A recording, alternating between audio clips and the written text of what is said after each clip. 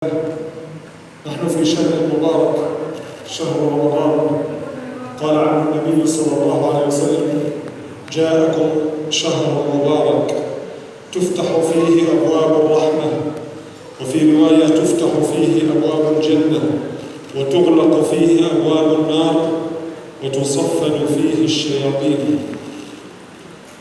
Jamaah yang Allah muliakan, saat ini adalah kita berada di bulan yang Allah berkahi, yaitu bulan Ramadan, yang mana sebagaimana hadis Nabi Muhammad SAW yang artinya telah datang kepada kalian bulan Ramadan, yang mana pada bulan tersebut dibuka pintu-pintu rahmat. Di dalam riwayat yang lain disampaikan dibuka pintu-pintu maghfirah, pintu ampunan oleh Allah Subhanahu wa taala, dan ditutup oleh Allah Subhanahu wa taala neraka dan syaitan-syaitan dibelenggu. في هذا الشهر الكريم من الأعمال كما قال الله عز وجل في الحديث القدسي: كل عمل ابن آدم له إلا الصيام فإنه لي وأنا أجزي به. هذا يبين قدر فضل الصيام عند الله عز وجل، فجعل الصيام خاصة وأجره من الله مباشرة. ولك أن تتخيل كيف لو كان الأجر من الكريم سبحانه وتعالى، فهذا يدل على فضل الصيام على جميع العبادات. Jamaah yang Allah muliakan, kita saat ini adalah berada di bulan Ramadan. Di antara amalan yang sangat luar biasa dan rutinitas kita saat ini pastinya adalah amalan berpuasa. Sebagaimana hadis dari Nabi Muhammad SAW di dalam hadis qudsinya, yang mana Allah Subhanahu wa taala berfirman, setiap amalan itu diberikan pahala ganjaran oleh Allah Subhanahu wa taala kecuali puasa. Fa innahu li, sesungguhnya puasa itu khusus untukku dan aku sendiri yang akan memberikan ganjaran kepadanya. Maka para jemaah yang Allah muliakan, bayangkan puasa itu adalah sesuatu yang spesial.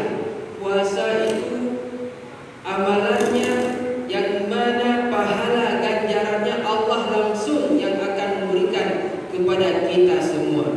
ومن أعظم الأعمال في هذا الشهر الكريم هو قراءة القرآن وتدبره، فهذا الشهر هو شهر القرآن. قال الله عز وجل: شهر رمضان الذي أنزل فيه القرآن هدى للناس وبينات من الهدى والفرقان. ولذلك كان النبي صلى الله عليه وسلم وأصحابه يهتمون اهتماما بالغا بالقرآن في شهر رمضان. كان جبريل عليه السلام يعالج النبي صلى الله عليه وسلم القرآن كل عام مرة في شهر رمضان. ولما كان العام الذي توفي فيه صلى الله عليه وسلم عارضه جبريل القرآن مرتين. هذه دلالة على فضل القرآن لا سيما في رمضان. وكان من الصحابة من يختم القرآن كل أسبوع مرة، ومنهم من يختم القرآن كل 3 ليال مرة، ومنهم من يختم القرآن كل ليلة مرة. أثر عن عثمان بن عفان رضي الله عنه وأرضاه أنه قرأ القرآن في وتر، قام الليل بوتر ركعة واحدة ختم فيها القرآن من أوله حتى آخره. وكذلك كان الإمام مالك رحمه الله إذا دخل شهر رمضان ترك مجالس الحديث وتفرغ للقرآن قراءة وتدبرا ومدارسة. وكذلك الإمام الشافعي رحمه الله كان يختم القرآن في شهر رمضان 60 مرة، يعني يختم القرآن كل يوم مرتين. وكان الإمام البخاري رحمه الله يختم القرآن في شهر رمضان 30 مرة، يعني كل يوم مرة. فسبحان من وهبه البركة. Jemaah yang Allah muliakan, di samping dari ibadah berpuasa yang sangat dianjurkan pada bulan Ramadan ini adalah membaca Al-Quran, mendekatkan diri dengan Al-Quran. Karena saat ini kita berada pada bulan Ramadan, yang mana bulan Ramadan itu adalah bulan yang diturunkan oleh Allah padanya Al-Quran. Sebagaimana firman Allah Subhanahu wa taala, Ramadan yang mana diturunkan padanya Al-Quran hudan linnas sebagai petunjuk bagi manusia. Ayat ini menunjukkan bahwasanya Al-Quran diturunkan pada bulan Ramadan. Kemudian para jamaah, sesungguhnya Nabi Muhammad SAW dan para sahabatnya, begitu juga para salafus salih, ulama-ulama terdahulu, para tabi'in, mereka ketika datang bulan Ramadan berlomba-lomba untuk meningkatkan amalannya dalam membaca Al-Quran. Maka diriwayatkan bahwasanya Nabi Muhammad SAW ketika datang bulan Ramadan, beliau bertadarus dengan Jibril alaihissalam dalam satu kali Ramadan, satu kali khatam.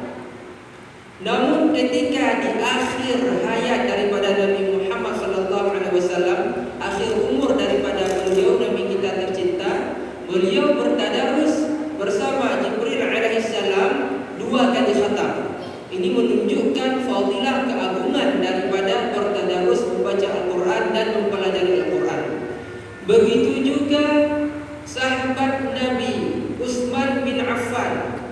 Beliau ketika melakukan salat witir, 1 rakaat witir beliau tunaikan, beliau di dalam salat witirnya mengkhatam Al-Quran 1 kali khatam, mulai dari surat Al-Baqarah sampai surat An-Nas. Masya Allah. Kemudian juga para jamaah, Imam Maliki, seorang imam mazhab. Beliau adalah seorang pengajar hadis, guru ataupun pengajar di majelis ta'lim, majelis hadis. Tetapi ketika datang bulan Ramadan, beliau tinggalkan majelis hadis ini. Beliau khususkan dirinya untuk mendekatkan diri dengan Al-Quran, membaca Al-Quran, mempelajari Al-Quran, tadarus Al-Quran, menghayati tadabbur ayat-ayat Al-Quran. Kemudian juga Imam Asy-Syafi'i, imam mazhab kita, Imam Syafi'i. Beliau ketika datang bulan Ramadan, beliau mengkhatam Al-Quran selama 30 hari bulan Ramadan tersebut, 60 kali khatam. Berarti dalam 1 hari beliau khatam Al-Quran 2 kali. Kemudian juga Imam Al-Bukhari. Imam Bukhari ketika datang bulan Ramadan diriwayatkan beliau mengkhatam Al-Quran 30 kali. Berarti dalam 1 hari beliau mengkhatam Al-Quran 1 kali khatam. Ini menjadi motivasi bagi kita semua di sisa-sisa waktu Ramadan ini. Jangan sampai kita lengah, jangan sampai kita jauh dari Al-Quran. Mari kita perbanyak membaca Al-Quran, tadabburi Al-Quran. كذلك من أعظم الأعمال الصالحة في هذا الشهر الكريم الصدقة. كان صلى الله عليه وسلم أجود الناس، وكان أجود ما يكون في رمضان، كان أجود بالخير من الريح المرسلة. وكذلك كان أصحابه رضي الله عنهم وأرضاهم. دعا النبي صلى الله عليه وسلم يوما أصحابه إلى الصدقة. يقول عمر بن الخطاب رضي الله عنه وأرضاه: فوافق هذا مالا عندي، يعني في هذا الوقت الذي دعا فيه النبي صلى الله عليه وسلم كان عندي مال كثير، يعني ربحته أو كسبته. فقال: الآن أسبق أبا بكر إن سبقته يوما، يعني إن كنت سأسبق أبا بكر في الأعمال الصالحة في يوم من الأيام فسيكون اليوم. قال: فعمدت إلى مالي فشطرته. رجع إلى بيته وجاء إلى ماله فقسمه نصفين، يعني أخذ نصف المال وترك نصف المال في بيته. فلما جاء ألقاه في حجر النبي صلى الله عليه وسلم، فنظر إليه النبي وقال: ماذا أبقيت لأهلك يا عمر؟ قال: أبقيت لهم مثله يا رسول الله، يعني جئت بمبلغ كذا تركت مثله لأبنائي وأهلي. ثم قال: فجاء أبو بكر بماله كله فألقاه في حجر النبي صلى الله عليه وسلم. فقال النبي صلى الله عليه وسلم: ماذا أبقيت لأهلك يا أبا بكر؟ قال: أبقيت لهم الله ورسوله يا رسول الله. أبو بكر هذا رجل سبق جميع الناس، فأبو بكر رضي الله عنه وأرضاه هو خير الناس بعد الأنبياء جميعا. أفضل البشر بعد الأنبياء أبو بكر، فهو أفضل من أصحاب إبراهيم، وأفضل من أصحاب موسى، وأفضل من أصحاب عيسى، وهو أفضل الصحابة على الإطلاق.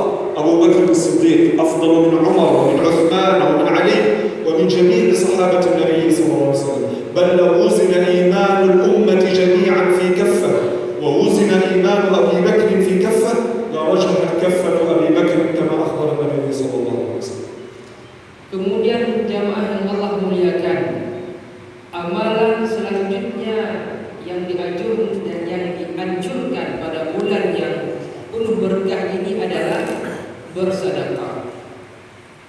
Sesungguhnya Nabi Muhammad sallallahu alaihi wasallam adalah seorang yang paling dermawan, dan kedermawanan beliau tiada tara ketika datang bulan Ramadan. Pada suatu ketika Nabi Muhammad sallallahu alaihi wasallam mengajak para sahabatnya untuk bersedekah. Kemudian Umar bin Khattab menyatakan diri, hari ini saya akan bersedekah. Saya akan mengungguli Abu Bakar. Saya hari ini dalam bab bersedekah akan lebih hebat dari Abu Bakar. Kemudian Umar bin Khattab mengatakan, alhamdulillah saya sudah mendapatkan rezeki. Ada rezeki yang saya dapatkan dari perdagangan ataupun dari hal-hal yang lainnya. Kemudian pulanglah Umar bin Khattab ke rumahnya. Beliau bagi harta beliau menjadi dua. Kalau bahasa kita, misalnya ada uang di ATM 100 juta, 50 juta dekahkan ke agama Allah, 50 juta lagi untuk keluarga. Kemudian datanglah Umar ke kediaman Rasulullah sallallahu alaihi wasallam dan meletakkan harta yang beliau ambil tadi. Kemudian ditanyakan oleh Rasulullah sallallahu alaihi wasallam, "Mada abqaita ya Umar?" Apa yang kamu tinggalkan untukmu wahai Umar? Saya meninggalkan semisalnya. Berarti kalau Umar bin Khattab bersedekah 50 juta, 50 jutanya lagi di rumah, setengah harta kekayaan Umar disedekahkan. Kemudian tiba-tiba datang Abu Bakar As-Siddiq membawa seluruh harta beliau ke hadapan Nabi. Ditanyakan oleh Nabi Muhammad sallallahu alaihi wasallam, "Wahai Abu Bakar, apa yang engkau tinggalkan untukmu dan untuk keluargamu?" Apa jawaban Abu Bakar As-Siddiq? "Saya meninggalkan untukku dan keluargaku Allah dan Rasulnya." Mandum harta Abu Bakar disedekah ke agama Allah. Apa kata Umar? Saya tidak bisa mengalahkan Abu Bakar hari ini dan sampai waktu yang nantinya lagi. Masya Allah. Maka Abu Bakar ini adalah Abu Bakar As-Siddiq, sebaik-baik manusia setelah para nabi. Sebaik-baik manusia setelah para nabi dan rasul di muka bumi ini. Beliau jika dibandingkan dengan ashab Ibrahim dan umat Nabi Ibrahim, beliau nomor satu. Begitu juga ashab Musa, ashab Isa, maka Abu Bakar adalah sebaik-baik manusia setelah para nabi dan rasul. Bahkan jika ditimbang amalan seluruh manusia di muka bumi ini selain para nabi dan rasul di satu timbangan, dan kemudian amal kebaikan Abu Bakar As-Siddiq di satu timbangan yang lain, maka timbangan Abu Bakar As-Siddiqlah lebih berat daripada semua umat manusia yang ada di muka bumi ini setelah para nabi dan rasul, sebagaimana yang telah dikabarkan oleh Nabi Muhammad sallallahu alaihi wasallam. كذلك من أعظم الأعمال الصالحة في هذا الشهر الكريم هو الشعور بأحوال إخواننا المسلمين من حولنا والاهتمام بهم. قال صلى الله عليه وسلم: من لم يهتم بأمر المسلمين فليس منهم. وهذا إخوانكم اليوم في غزة قد دخلوا في الشهر السادس من هذه الحرب مع اليهود، تجاوزوا أكثر من 170 يوما 170 يوما من الحرب، قتل منهم أكثر من 32,000 أكثرهم من الأطفال والنساء، نحتسبهم عند الله شهداء. عدد الشهداء من الأطفال فقط أكثر من 14,000، نصف عدد الشهداء، ولا حول ولا قوة إلا بالله. عدد المصابين تجاوز أكثر من 75,000، هدمت المساجد والبيوت فوق رؤوسهم، وقصفت المشافي والمدارس، صارت بيوت بعض العائلات، قبور بعض العائلات تحت بيوتهم، تحت أنقاض البيوت، لأنهم لم يستطيعوا أن يخرجوهم من تحت الأنقاض، فصارت قبورهم تحت بيوتهم ولا حول ولا قوة إلا بالله.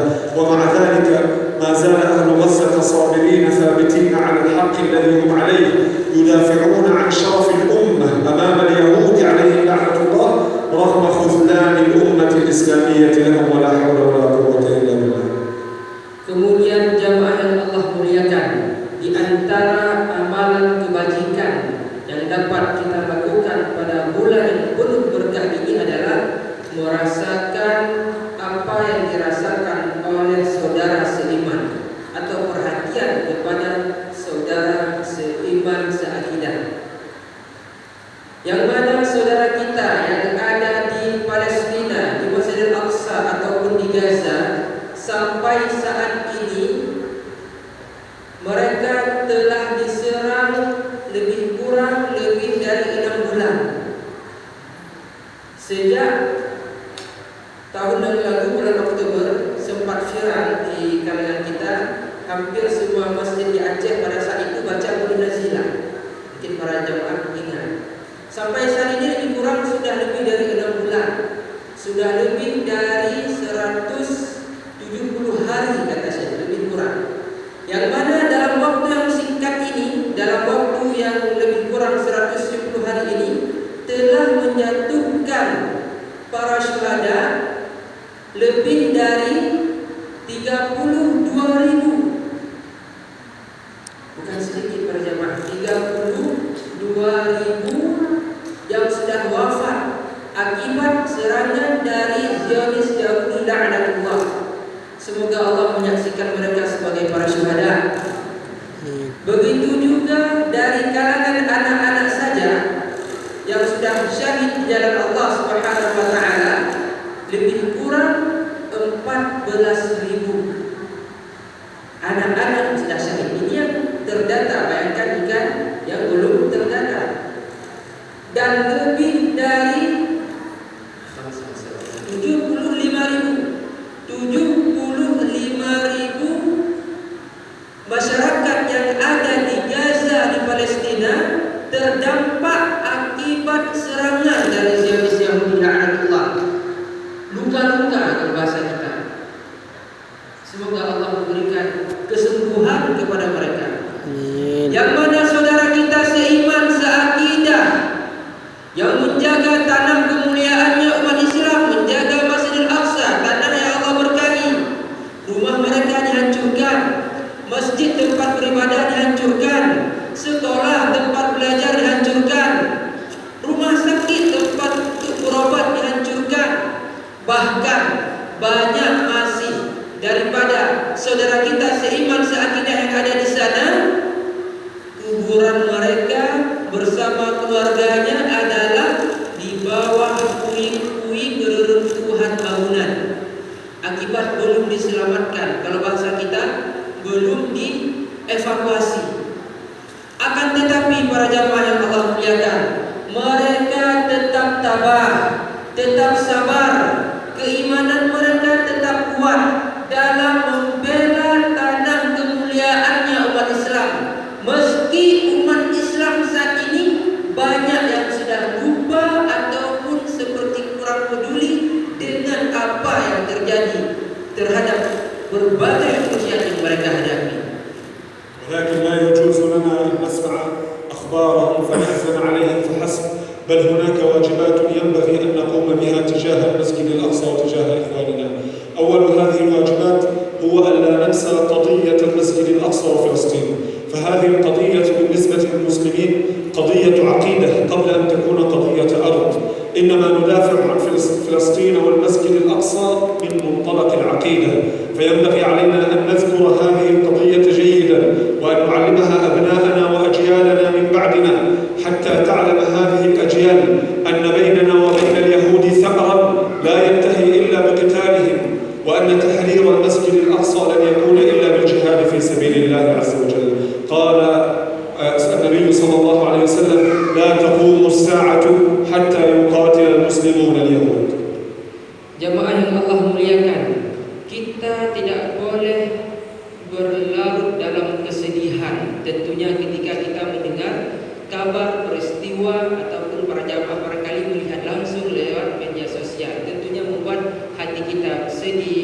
bahkan meneteskan air mata ini adalah bahagian dari keimanan tentunya. Maka oleh karena itu para jamaah, ada hak-hak kewajiban yang harus kita tunaikan terhadap apa yang terjadi pada saudara kita di Gaza, di Palestina dan di sekitar Masjidil Aqsa. Hal pertama adalah, yang pertama, jangan sampai kita lupa dengan perkara Palestina. Ini yang pertama. Jangan sampai perkara Palestina ini hilang dari hati kita. Kalau kita bahasakan, jangan sampai kita bosan dengan perkara yang ada di Palestina. Perkara ini bukan sebatas perkara pembantaian, bukan sebatas perkara banyak saudara kita yang dibunuh, bukan hanya perkara pertumpahan darah kezaliman, akan tetapi lebih dari itu, perkara kita selaku umat Islam berhubungan dengan keimanan, berhubungan dengan akidah. Ini adalah perkara akidah. Bukankah Masjidil Aqsa kiblat pertamanya umat Islam? Ini adalah perkara yang berhubungan dengan akidah. Maka oleh karena itu para jamaah, agar hal ini tidak dilupakan oleh generasi Islam, mari kita mengajarkan kepada anak-anak kita, kepada anak-anak setelah kita, kepada cucu-cucu kita, kepada generasi penerus terkait tentang Palestina, Masjidil Aqsa dan Gaza. Kita ajarkan kepada mereka bahwasanya pertempuran antara masyarakat Islam Gaza, Palestina dengan Yahudi tidak akan berakhir kecuali dengan jihad fisabilillah. Bahwasanya Masjidil Aqsa akan dibebaskan dengan jihad fisabilillah, sebagaimana sabda Rasulullah sallallahu alaihi wasallam yang artinya tidak akan terjadi kiamat sebelum umat Islam menyerang kaum Yahudi. الواجب الثاني هو الجهاد في سبيل الله بالنفس والذب عنهم وصفحهم بالدماء والأرواح ما استطعنا إلى ذلك سبيلا، فإن لم نستطع بهذا وما حال جميع المسلمين اليوم ولا حول ولا قوة إلا بالله فلا أقل من الجهاد معهم بالمال. قال عز وجل: وأنفقوا من مال الله الذي آتاكم. وقال صلى الله عليه وسلم: من لم يهتم بأمر المسلمين فليس منهم. وقال أيضا: مثل المؤمنين في توادهم وتراحمهم وتعاطفهم كمثل الجسد إذا اشتكى منه عضو تداعى له سائر الجسد بالحمى والسهر. Kemudian para jamaah, hal selanjutnya yang dapat kita lakukan, yang pertama tadi adalah jangan sampai kita lupa dengan perkara Palestina dan kita ajarkan generasi kita. Yang kedua tentunya dengan jihad fisabilillah. Kita berperang, kita membela saudara kita yang sedang berjihad di sana, agar kita mampu mengusir Zionis Yahudi Israel yang terus menyerang saudara kita yang ada di Gaza, di Palestina. Jihad fisabilillah. Namun apa daya para jamaah, saat ini umat Islam dalam keadaan terpecah belah, umat Islam dalam keadaan lemah, tidak mampu kita untuk jihad fisabilillah. Kalau kita bahasakan, boleh jadi ada para jamaah yang ingin jihad fisabilillah, yang jauh Gaza perang, baru truk pak pintu gerbang kena tembak, karena tidak ada yang komando, tidak ada yang mengurus, tidak ada yang menyatukan. Karena jihad ini pun ada kajiannya lagi, bagaimana cara berjihad, ketentuan dan sebagainya. Maka oleh karena itu para jamaah, kita selaku masyarakat awam, masyarakat Islam seluruh dunia yang awam, tidak mampu jihad fisabilillah, ada opsi selanjutnya. Kita dapat berjihad dengan apa yang telah Allah titipkan untuk kita titipkan kepada saudara kita yang sangat membutuhkan di Gaza, di Palestina. Kita berjihad dengan harta kekayaan kita, sebagaimana firman Allah Subhanahu wa taala, wa anfiqu, dan berinfaklah terhadap harta yang telah Allah berikan kepada kalian. Di dalam hadisnya Nabi Muhammad sallallahu alaihi wasallam bersabda, man la yahtamma, siapa saja yang tidak peduli dengan perkara umat Islam, falaisa minhum, maka ia bukan bahagian dari umat Islam. Na'udzubillah min dzalik.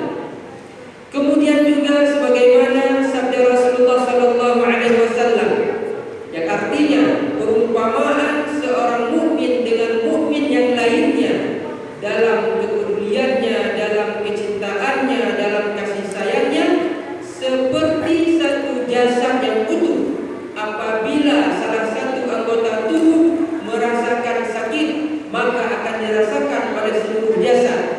Begitu juga para jamaah, saat ini yang merasakan sakit adalah bahagian daripada tubuh umat Islam. Jika kita menyatakan diri sebagai umat Islam, pasti kita merasakan apa yang mereka rasakan.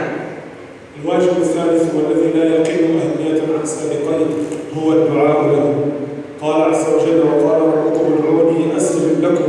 ونحن في شهر مبارك يستجاب فيه الدعاء لا سيما عند الإفطار، فللمؤمن دعوة مستجابة عند فطره وفي وقت السحر وهو وقت آخر الليل. فاجعلوا من دعائكم لإخوانكم أن ينصرهم الله عز وجل ويمكنهم، واجعلوا من دعائكم على أعدائكم أن يهزمهم الله عز وجل وينتقم منهم. Kemudian hal selanjutnya yang dapat kita lakukan ini adalah tidak kalah hebatnya dengan hal-hal sebelumnya. Yang pertama tadi jangan sampai kita lupa dengan perkara Palestina. Yang kedua jihad fisabilillah jika tidak mampu jihad dengan harta. Yang terakhir setidaknya ini harus kita lakukan para jamaah, yaitu dengan apa? Dengan berdoa. Jangan meremehkan kekuatan doa. Apalagi saat ini kita di bulan yang Allah berkahi, bulan Ramadan, bulan Allah istijabah doa kita. Ada waktu-waktu tertentu Allah istijabah doa kita, seperti bahagian di antaranya waktu sahur dan waktu berbuka. Maka ketika waktu-waktu istijabah doa ini, mari kita doa kepada saudara kita yang ada di Gaza, di Palestina dan di sekitar Masjidil Aqsa, agar Allah beri kesabaran, ketabahan dan kemenangan. Begitu juga kita doakan kepada Allah Subhanahu wa taala agar Allah hancurkan musuh Islam Zionis Yahudi laknatullah ini dari muka bumi. ونختم مجلسنا المبارك هذا بالدعاء لإخواننا على الله عز وجل أن يجعلها ساعة إجابة. Dan kita tutup kajian kita pada malam ini dengan kita berdoa kepada Allah Subhanahu wa taala. Kita angkat kedua tangan kita para jamaah dengan penuh kekhusyukan. Moga-moga waktu ini adalah waktu istijabah doa. Alhamdulillah rabbil alamin. Wassalatu wassalamu ala sayyidina Muhammadin wa ala alihi wa sahbihi. Allahumma salli